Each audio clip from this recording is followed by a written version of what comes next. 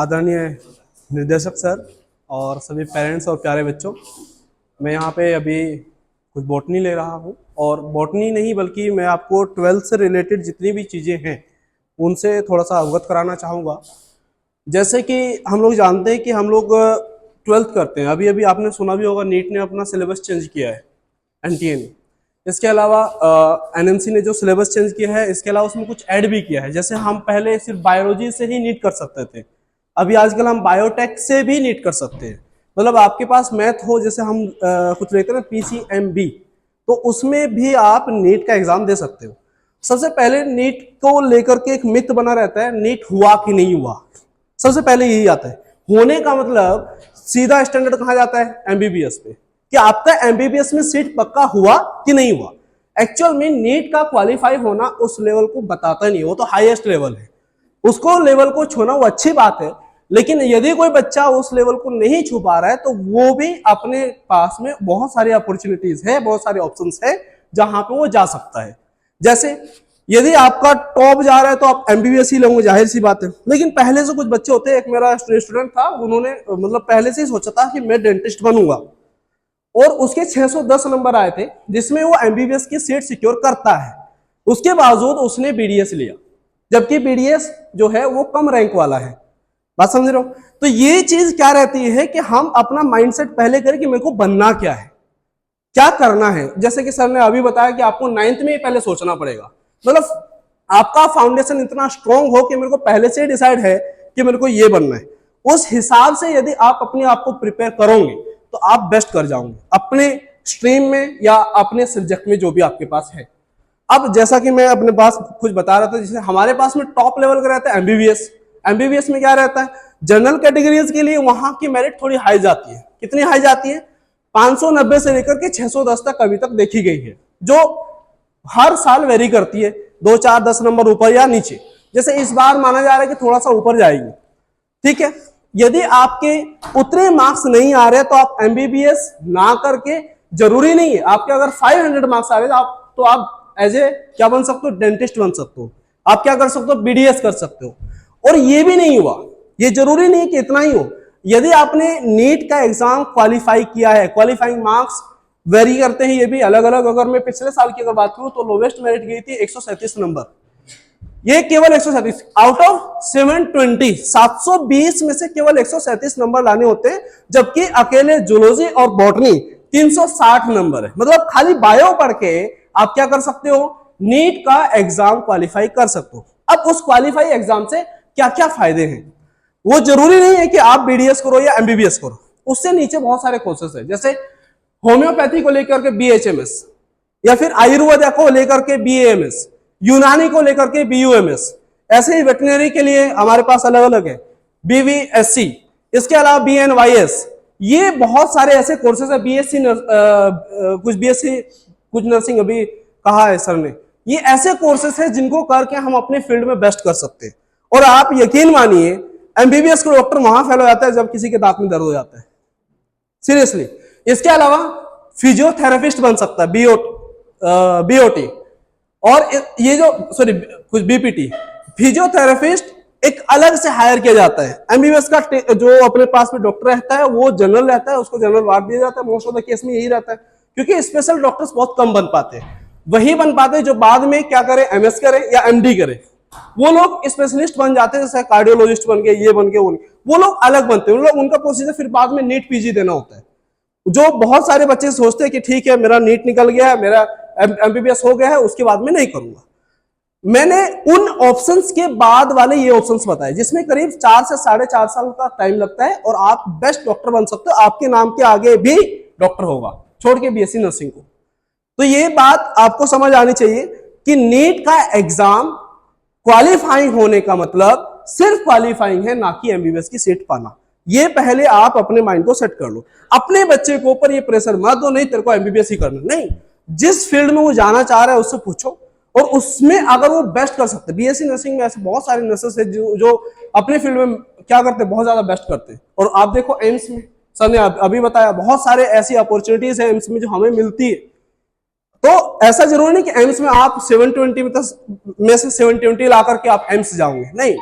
आप BSc nursing में भी जा सकते हो, आप बीडीएस में भी जा सकते हो, आप बीएमएस, बीयूएमएस, ये बहुत सारे अलग अलग अपने पास इंस्टीट्यूट होते हैं। ये हो गई मेडिकल की बात है। इसके अलावा पैरामेडिकल कोर्सेस अभी बताया सर ने, एक होता है एमएलटी। इसके अलावा बहुत सारे ऐसे कोर्सेस हैं जैसे डी ऑप्टोमेट्री। तो ये जो कोर्सेस है ये कर सकते हो बिना नीट के, लेकिन बीएमएस, बीयूएमएस, बीएचएमएस और बीएनवाईएस और बीवीएमएस ये आप बिना नीट के नहीं दे सकते हो। ये कंपलसरी हो गया कि आपको नीट क्वालिफाई करना ही पड़ेगा।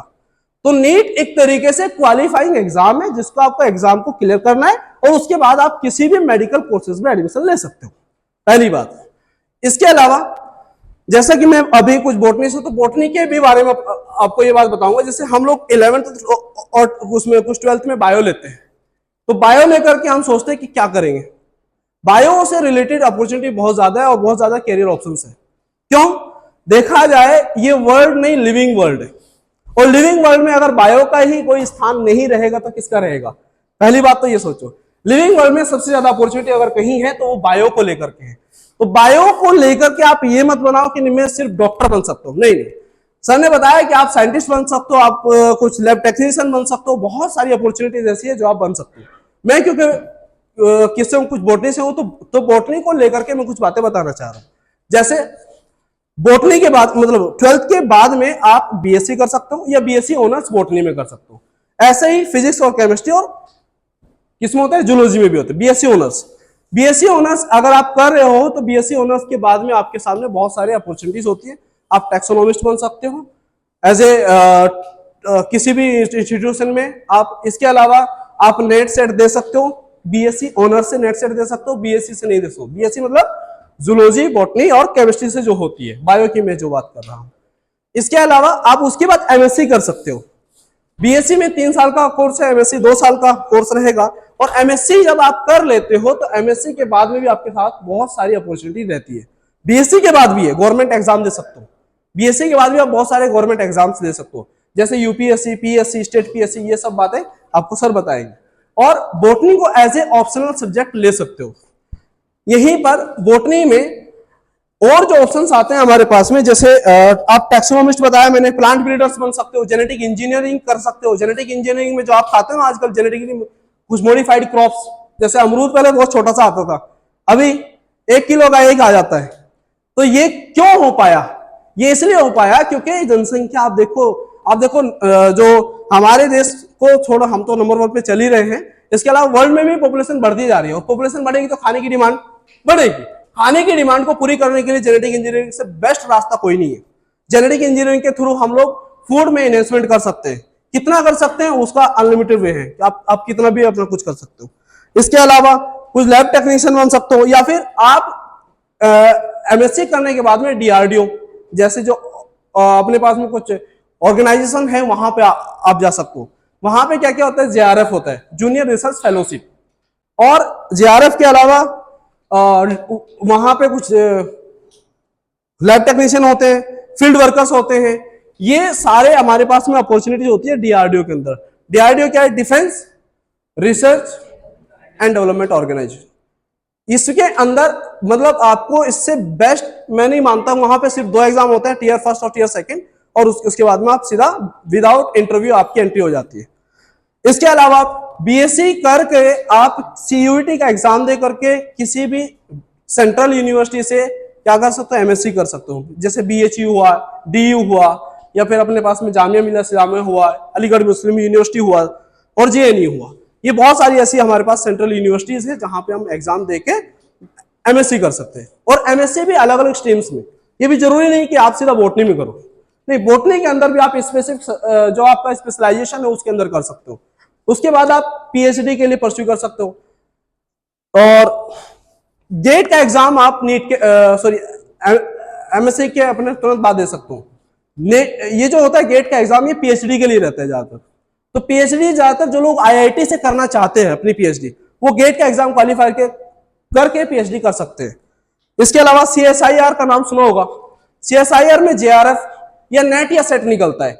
जेआरएफ में जूनियर रिसर्च फेलोशिप इसमें हमें मिलती है, जो आजकल गवर्नमेंट की 37,000 पर मंथ के हिसाब से मिलती है आज के जेआरएफ को। वो 2 साल की रहती है और 2 साल के बाद आपको SRF के लिए मौका दिया जाता है, जिसमें आपको 42,000 मतलब 42,000 आपको पर मंथ सैलरी दी जाती है। एक सैलरी मान लो या फिर जो भी आप मान सकते हो। इसके अलावा आप उसी के साथ साथ GRF करने के साथ साथ आप PhD भी परस्यू कर सकते हो। और नेट और सेट से क्या होगा, नेट और सेट से हम लोग क्या कर सकते हैं, अपने किसी भी गवर्नमेंट कॉलेज में एज असिस्टेंट प्रोफेसर लग सकते हैं नेट सेट का एग्जाम क्वालिफाई करने के बाद में। इसके अलावा गवर्नमेंट की बहुत सारी पॉलिसीज ऐसी चलती है, जैसे आजकल चल रही आयुष योजना, आपने नाम सुना होगा। आयुष की फुल फॉर्म आप जानते भी होगा, A फॉर आयुर्वेदा, और V for yoga, U for यूनानी, S फॉर सिद्धा और H फॉर होम्योपैथी। इसमें एक और है नेचुरोपैथी। ये जो पूरी योजना है ये इन्हीं कोर्सेज को प्रमोट करने के लिए बनाई गई है, क्योंकि बच्चे और पेरेंट्स के दिमाग में एक ही चीज रहता है, पेरेंट्स आके डायरेक्ट बोलते हैं सर हमारा बच्चा सीधा एम्स करना चाहिए।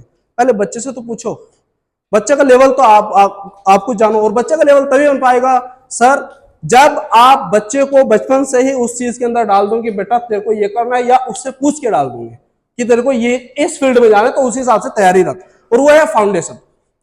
फाउंडेशन आपका स्ट्रॉन्ग है तो आपका बिल्डिंग भी स्ट्रॉन्ग बनेगा। वही नींव वाली बात है, नींव आपके अगर स्ट्रॉन्ग है तो बिल्डिंग स्ट्रॉन्ग बनेगी। 12th के बाद अगर आ रहा है तो सीधी सी बात है उसमें कोई ना कोई कमी रहेगी, और उस कमी को फिलअप करने के लिए हमें टाइम लग जाता है। ठीक है sir, thank you so much. ये कुछ अपॉर्चुनिटी थी जो मेरी तरफ से थी। मैं इनवाइट करना चाहूंगा अजय सर को, जो हमारे मैथ्स के फैकल्टी है। Thank you sir.